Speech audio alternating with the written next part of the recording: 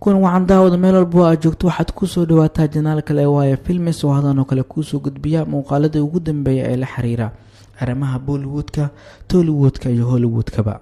hadaba muuqaalkan maanta waa uu ka duwan yahay, waxaan kusoo qaadan doonaa muuqaalkan maanta arrin cajiib ah oo ka dhacda dalka Pakistan. 16 jir maqaayad shaax lagu iibiyo kabalyari ka ah ayaa kaalinta koowaad ka galay imtixaanka dugsiga sare ee 2019-2020 ee dalka Pakistan. Maxamed Xuseyfa, wiil da'yar oo ku nool tuulada Galamandi ee nawaaxiga magaalada Multan ee dalka Pakistan, ayaa ku sigtay inuu wada saxo su'aalaha imtixaanka sanad dugsiyeedka 2019-2020. wadarta guud imtixaanka lagu saxaya ayaa ahayd 1,100, wuxuu ku keenay 1,050. sidaas ayuu ku muteystay inuu noqdo ardayga kaalinta koowaad ka gala guud ahaanba dalkaasi. maxamed asiga ayaa ah isha kaliya ee dhaqaalaha ka soo gala qoyskooda oo ka kooban 4 caruur ah iyo hooyadooda.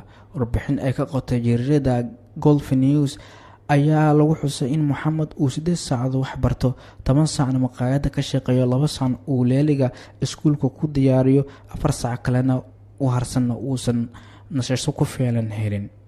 waxaana barta Twitterka galgalay sawir laga qaaday Maxamed Xuseyfa asiga oo koob shaah ah macaamiil u wada oo telefishinka ka arkay in uu imtixaanka kaalinta koowaad ka galay.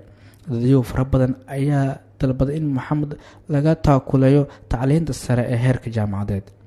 shakhsiyada maalqabeen ah, hay'ado caalami ah iyo kuwo kale oo maxalli ah ayaa dubadiiba ka soo jawaabay dalabka dadweynaha. sheekada Maxamed Xuseyfa waxaa xiiso u sii yeeshay markii uu wariyihii wareysiga ka qaadayo weydiiyay haddii aan jaamacad galo hooyaday iyo caruurta la korinayo. Maxamed Xuseyfa wuxuu lacag la'aan ku baran doonaa kulliyadda dhaqaalaha ee Islaamka, jaamacadda caalamiga ee Islaamka ee farceeda Malaysia. nolosha qoyskiisa ayaa kafaalo qaaday hay'adda taakuleynta dadka danyarta ah ee Pakistan ee la yiraahdo Pakistan Bed Ulmal oo loo soo gabay PPM, Moral of the History. cadaadis culeys iyo caqabad kasta oo ku haystay, haddii uu go'aankaaga yahay inaad wax baratid goob kasta ama goor kasta, waxaa hubaal ah in aad go'aankaasi ku guuleysan karayso. sheekadii intaas ayaan kusoo xiranay ku saabsaneyd wiilka kaalinta koowaad ka galay dalka Pakistan xagga imtixaanaadka ee dugsiga sare ee 16 jirka ah, sidoo kalena ah kabalyari ka shaqeeya maqaayad ku taal dalkaasi Pakistan.